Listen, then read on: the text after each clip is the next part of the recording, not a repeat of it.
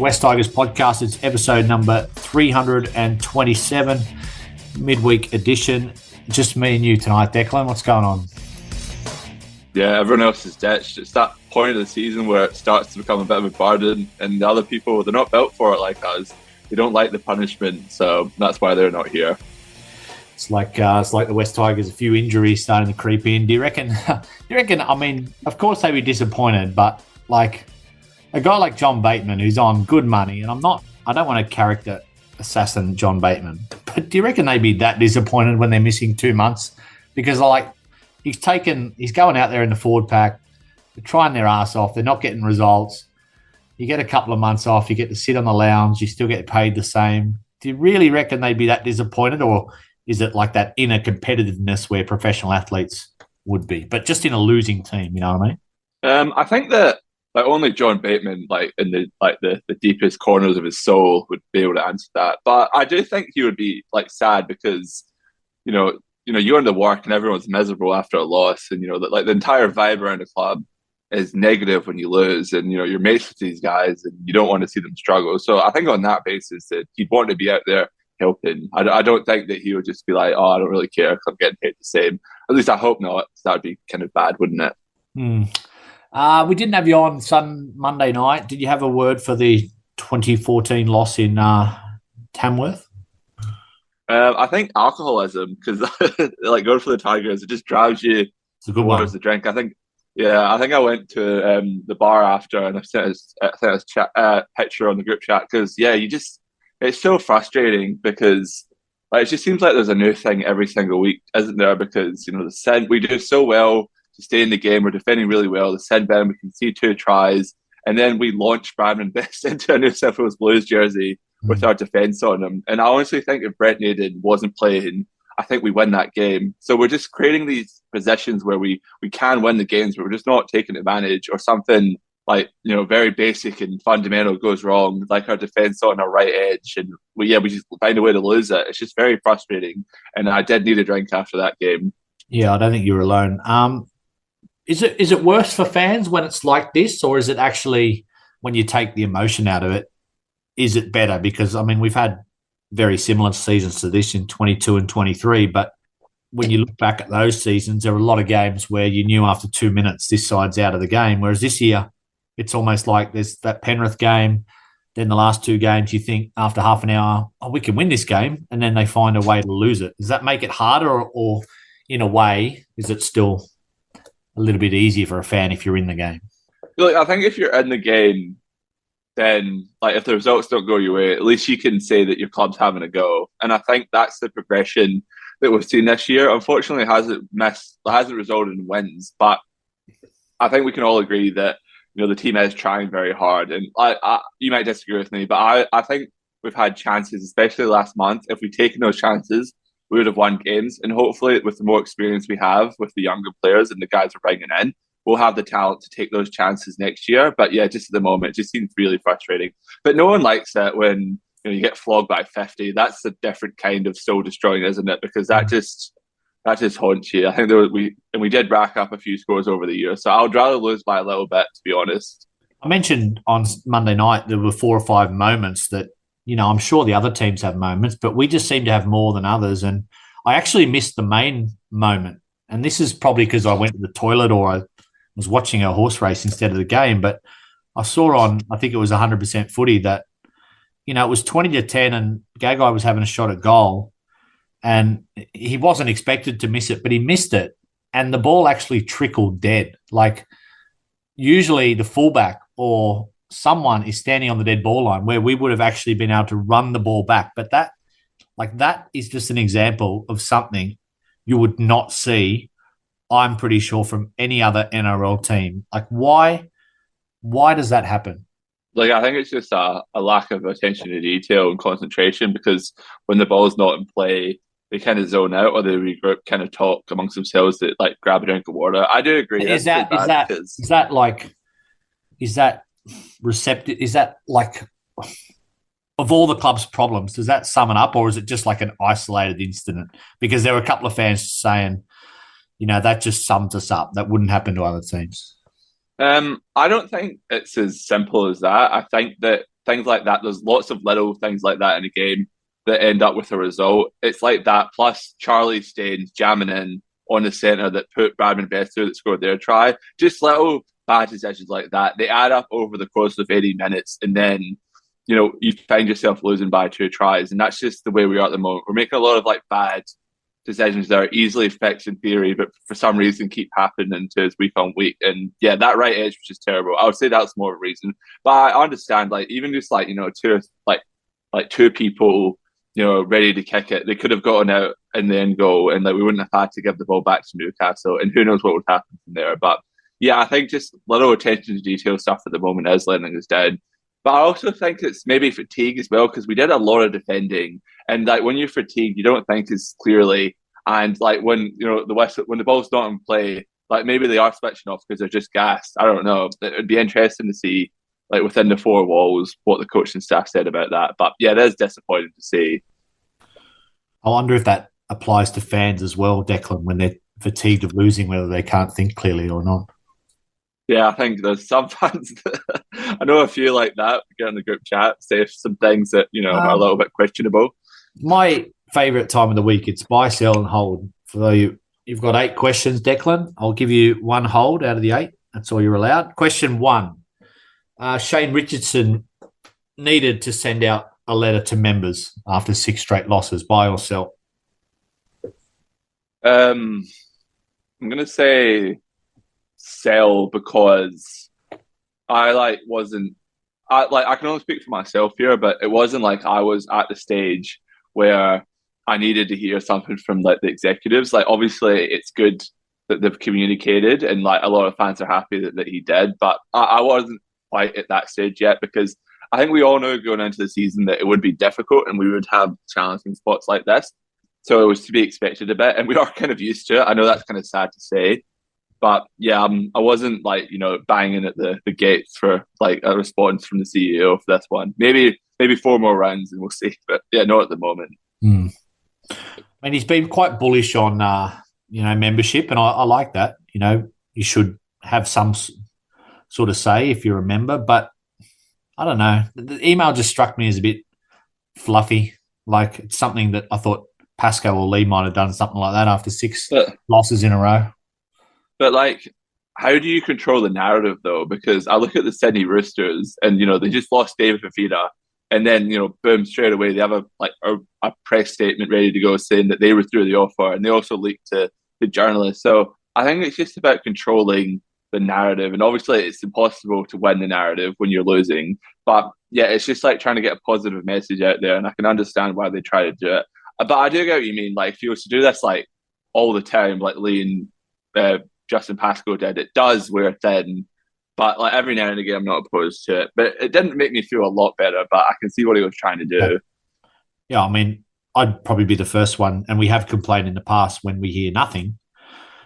Cricket, when there's losses in a row, so I suppose you can't win. Question 2, it's a bit of a lead into question 3. Todd Payton will be sacked by the Cowboys at the end of the season. Buy or sell? I'm going to sell that, because I think that he's... What? Pardon? Do you reckon he can actually, keep his job if they miss the 8 again?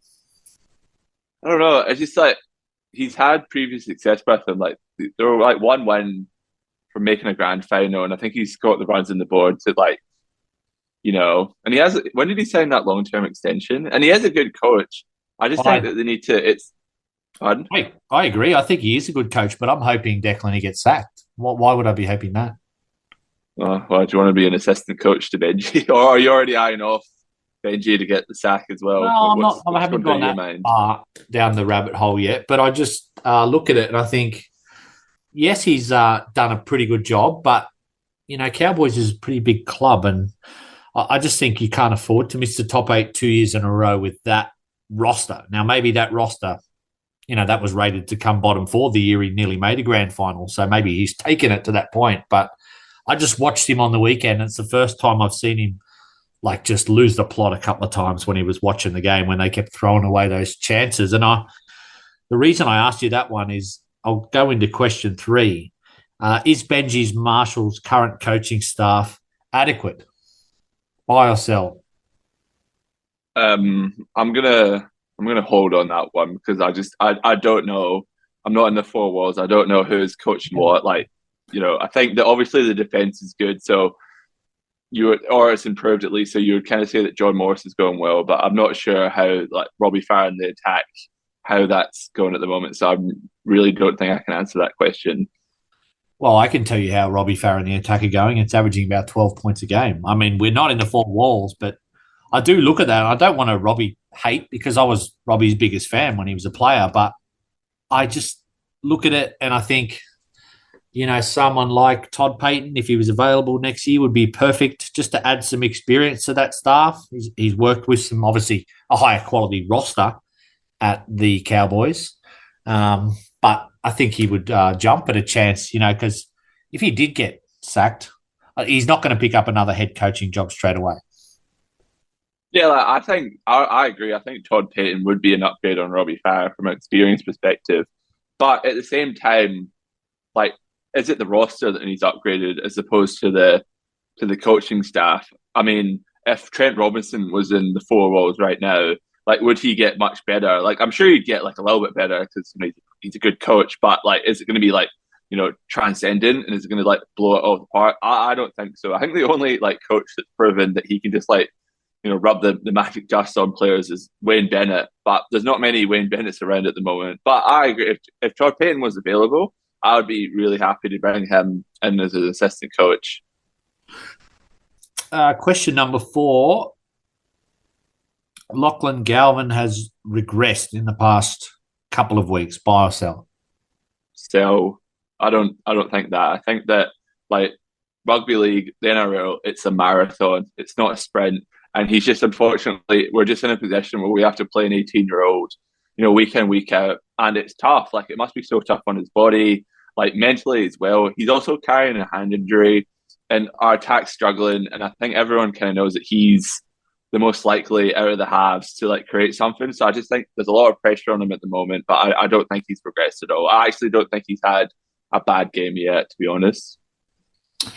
It's we discussed it a little bit Monday night, and maybe not, he hasn't got the numbers the last 2 weeks in terms of a flashy try assist or something, but the things that impress me so much still are just that ability to want the ball, like still wants the ball and is still defending really well. I don't think he missed a tackle again on the weekend. Yeah, and this is his first full season, and he was only in high school last year. And like we said at the start of the season, like he's going to have games where he dips in form, but that's just the way it goes. Like, I don't think I've seen any 18-year-old come in and just play, 8s, 9s, and 10s out of 10 every single week. Like, he's going to have dips in form, and like ideally, like if we had a great squad, we would rotate him out to play some reserve grade so that he doesn't have to like play every single week. But we just don't have that luxury at the moment, and that's just a indictment on the roster, not him, I think. Did Sullivan's performance on the weekend give you a little bit more cause for optimism around him, or? I think that. Well, I know it was actually really funny that you said you weren't really paying close attention to the game, which happened to be his best game for us in the jersey, which I thought was a little bit ironic. But I think I did give him a couple of raps on Monday night. I think with him, it'd be great if he started to play well to generate interest from other clubs, because it must be so hard to sell him when he's playing reserve grade in a bad reserve grade team. But hopefully this continues and, he gets interest from other clubs. There was rumours that South might be interested in him. I heard that online, and it seems like the Gold Coast are looking for a few hats as well. So I reckon it's good for us if he can play well. But I still think we should be trying to offload that contract, because Galvin's clearly ahead of him, and obviously Luai's coming next year. Adam Doueihi, Declan, should accept the Tigers' $150,000 apparent offer for 1 year next season. Buy or sell? So you are Adam Doueihi now.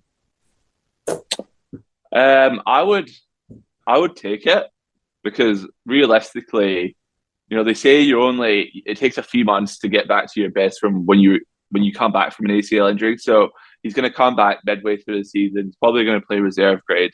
The chances of him getting injured again are quite reasonable, unfortunately. So I would take the security, to be honest, because like who's going to give him more money. Like maybe I don't know. Like when like in the best case scenario, like he comes on, he gets an opportunity in the centers and he brains it, and then like someone will pay him a little bit more to play center, but he's not really going to get a job at six, is he?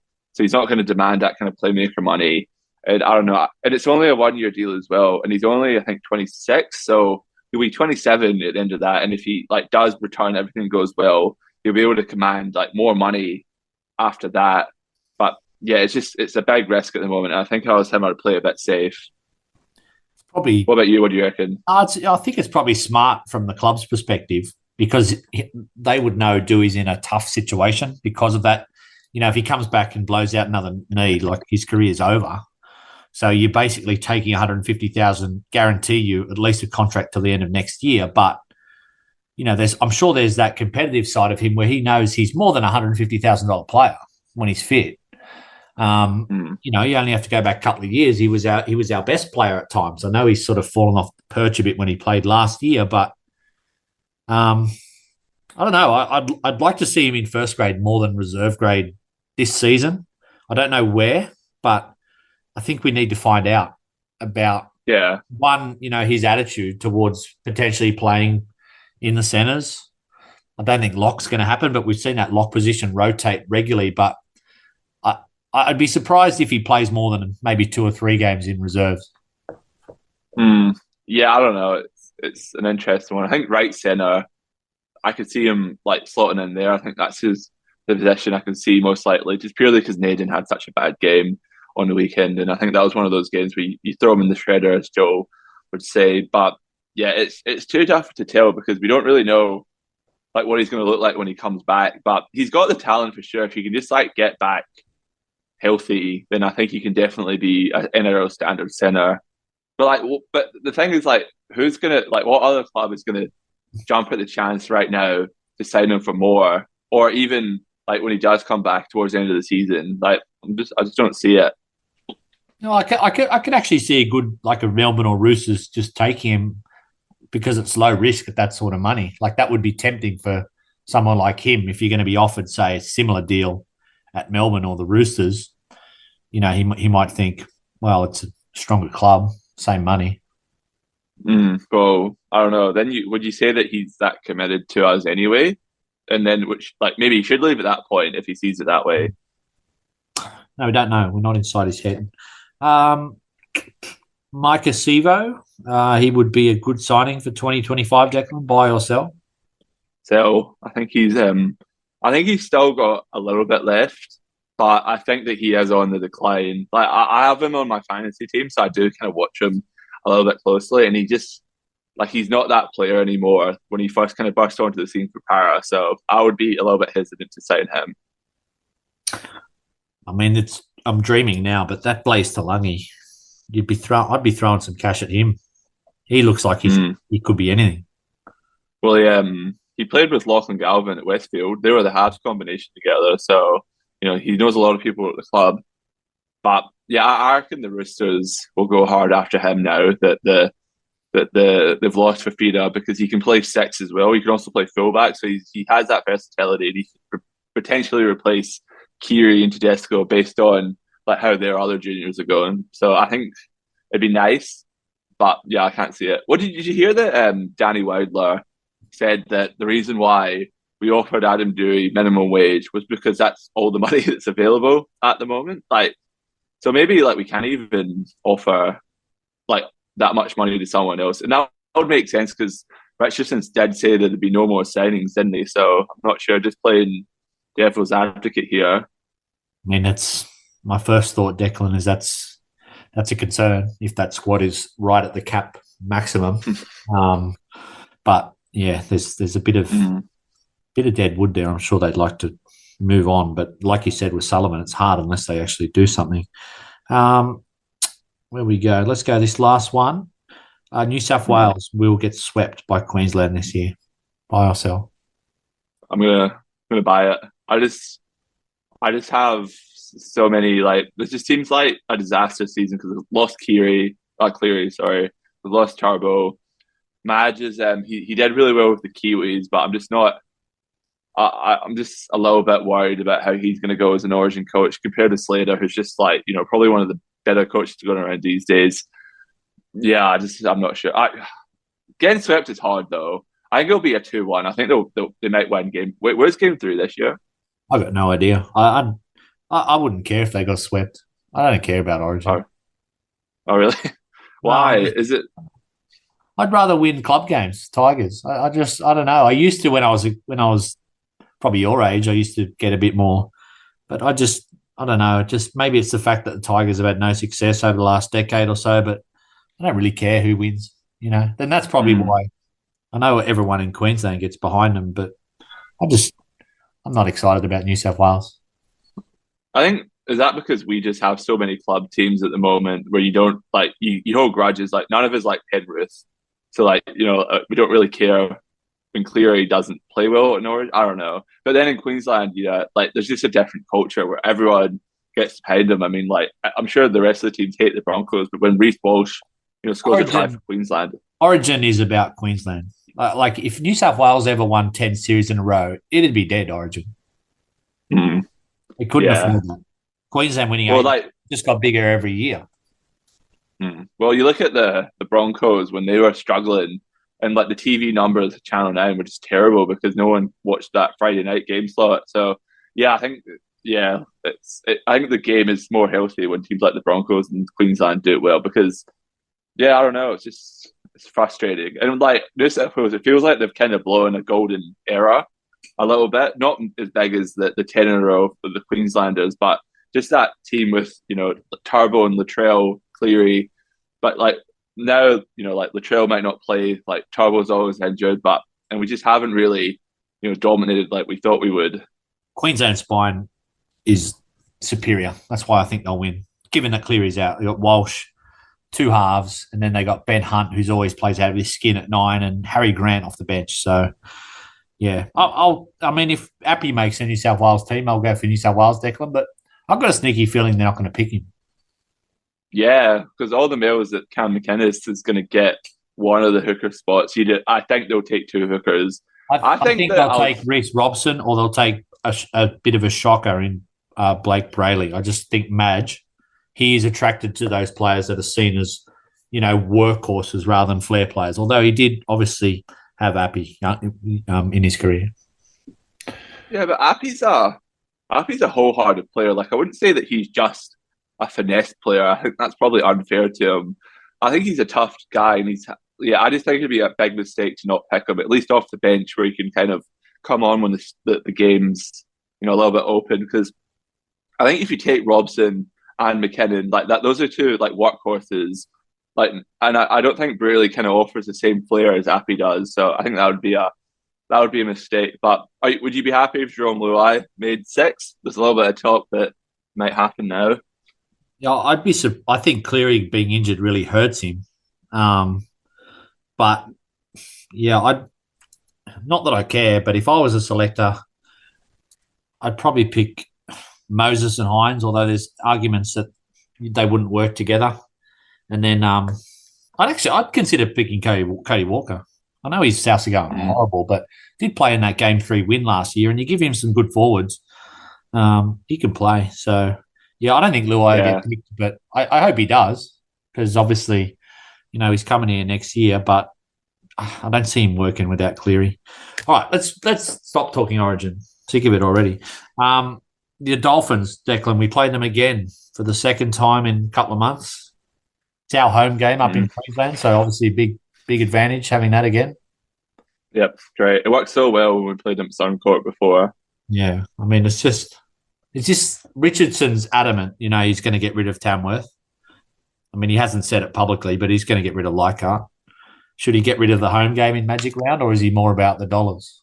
I think he's more about the dollars. I think that my understanding was that the teams that take a home game to Magic Round do get compensated quite a bit. I don't know how much that is, so I can't tell if it's worth it or not. But yeah, I don't know. It's just annoying because it'd be all right if we played a non-Queensland based team or even the Cowboys, but it's just we get stuck with the Dolphins, who it's pretty much their home game anyway. It's frustrating. 6-game losing streak. We play the last game on a Sunday, so I'm glad they've hidden us away on a Sunday night where no one's watching, rather than these constant Saturday afternoons we've been having. The team changes. There's a stack of them, Declan. Start with the back line. I like having Naden back at centre and Almalo back on the wing. I know it's unfortunate for Stafford Toa, but I think Naden, like I said, he put his pumpkin head on the weekend, and when you start shifting in positions, he loses his mind. So I just would rather him stay on that side with Charlie Staines. Yeah, I don't know. Naden was just... I can't get over how, like, I don't want to harp on it about it, but he was pretty bad. So hopefully this is a redemption game for him. But it's just he's like one of the most frustrating players I've ever seen, because like when he's on, he does make a difference. Like the quality is really apparent, and he's someone we need. But then when he's off, though, he could just like lose a game for you. And unfortunately, there was a few rocks last week. But he's developed a good combination with Staines. So hopefully, what's the weather supposed to be like? Is it going to be a dry track, or are they expecting rain? No idea. I'm hoping for some rain, because the Declans, I was going to call them, the Dolphins. The Dolphins have a very fast back line. They're a scary team. Yeah, they are. And like they're just so methodical as well. Like you just know that they're not going to beat themselves. And unfortunately, we're just the exact opposite. We're 100% going to beat ourselves in end-game situations, and that's why it's a bad matchup for us, because they've got more talent, but even when they have less talent than other teams, you can tell they're going to be a chance, because like they're just so methodical and they just get the best out of their squad. I don't have a second team. I don't believe in second teams, but I do. It's one of the teams I usually cheer for. Obviously not this weekend, but like I hated when the Titans came in. I didn't like them, but not much to dislike about the Dolphins. Like the NRL really did them no favours. They gave them 18 months to come into the comp. There was no salary cap exemptions or stuff as far as I know. And I just think Wayne he's pulled off a genius move, getting them into the 4th or something this year. Yeah, I mean, it's been like a seamless transition, because even last year they were in the 8th for quite a bit of the season, kind of fell off with injuries. But that Katoa, he's a great player from Penrith as well. So they really... they got like a 10-year halfback in their first season. And then, they just got some like hard workers in the forward pack.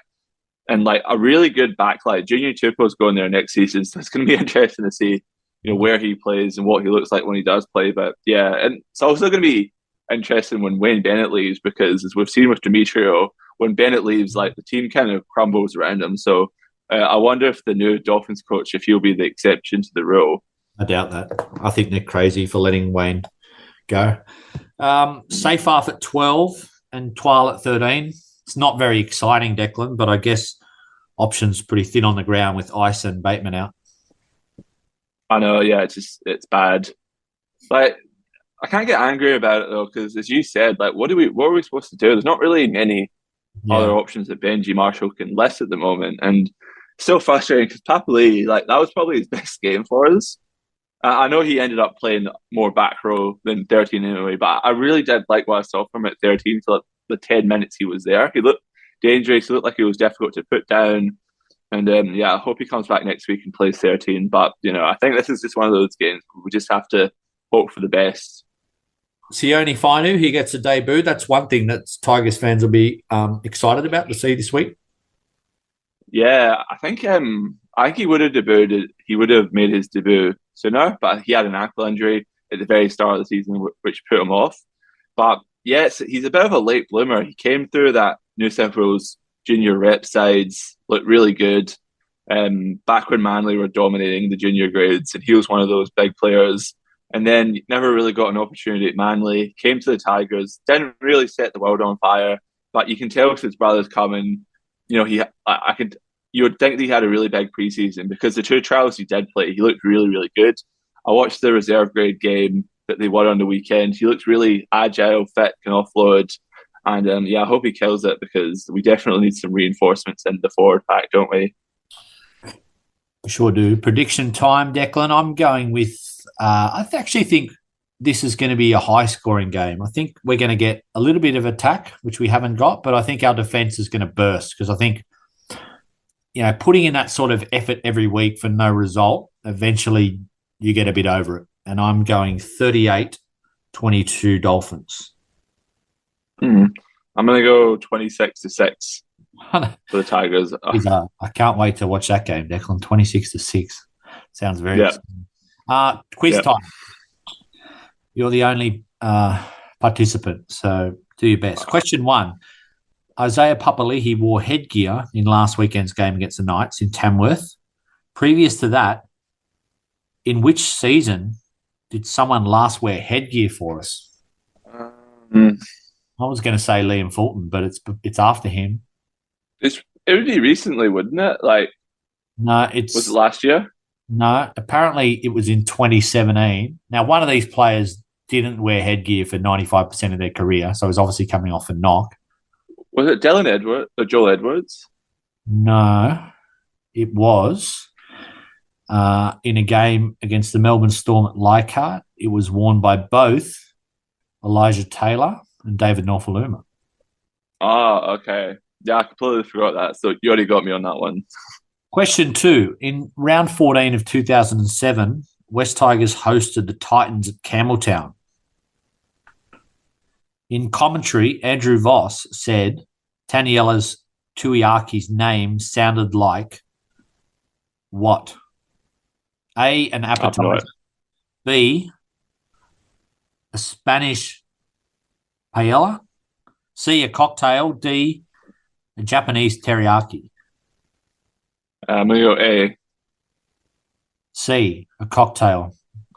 No. I can't say I remember that, Declan, because Andrew Voss, he does spend about 3/4 of the game talking about anything else other than the game.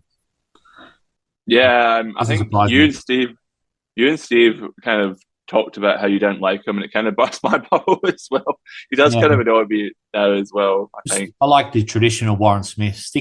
I can't stand Dan Ganane. Please get rid of that guy with his goodbye, and he's just, I can't stand him. Question 3, true or false? Did the West Tigers play the first game of Magic Round ever? True or false? It is false. Magic Round was first in action in 2019. The first game was Thursday night, Titans and the Sharks. We played the Friday game, beat the Panthers 30-4. Question 4, nearest to the pin. Well, you're going to be the winner because you're the only one. Darren Senna played 22 out of 26 games in 2001. How many of those games did he start at hooker? 5. I have no idea. It was a bit of a Yachty sort of spin on this. It was 0, even though he was a hooker. He played 21 in the back row and 1 from the bench. I'm assuming that was the year we might have had Robert Mears or Lincoln Withers or some other dummy half in there. Here we go. He's written it below. I should know. Cherry Mesher played 21 games. Ben Galea, 2 games. Warren Carney, Willie Manu, Trent Runciman. Geez, there's some great names there. Not apart from Ben. Sorry to Ben Galea, who was a premiership winner. Last question. So who am I? Jump in when you know who it is. I was born in Auckland in 1995, which would make him nearly 30. Played with the Eels in the under-21s. Debuted at the West Tigers in a season we finished 9th. Was Alex Twal? Not Alex Twal. Appeared in every game of my rookie season. I played 90 games for West Tigers and scored 11 tries. Currently at another Sydney club. Is it Josh Alloway? It is. Yeah. Don't know why Yachty wants to talk about players that we despise now, but he has. Yeah, what an absolute villain he is, isn't he? He just looks like a grub. Yeah, and he's just not good either. You got some villains who are just really good players, but he's honestly past it as well. So yeah, big shout out to Josh Alloway if you're listening. Hi, Declan. Thank you for tonight. Now, the Sunday podcast, Gary's told me I shouldn't be on because if we do an 8:30 Sunday, it's going to be about 10 minutes after the game, so you get the extra than me. Yeah, we should start a Patreon or something where they get added to the group chat and see the real commentary. That would be quite something. Okay, all right, mate. Well, hopefully we can get a win, and the boys will be back Sunday night to discuss it. Thanks, Declan. Thank you.